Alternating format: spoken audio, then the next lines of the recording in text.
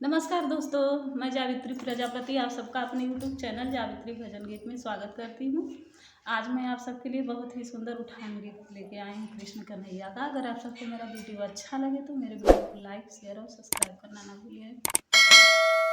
कवन दिशा में भाए कृष्ण कन्हैया, कवन दिशा में भाए कृष्ण कन्हैया।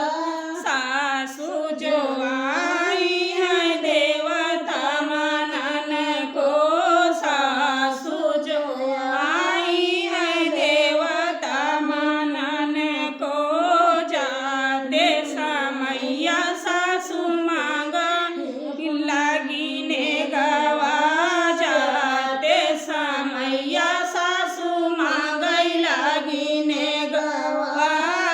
वही पिया जी का लागी रे नौकरिया, वही पिया जी के लागी रे नौकरिया।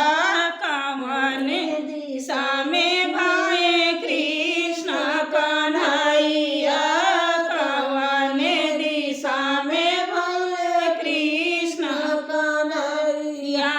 कवन दिशा में भाए कृष्ण कन्हैया। जेठानी जो आई है झंडू बंधन को, जेठानी जो आई है लड्डू बंधन को।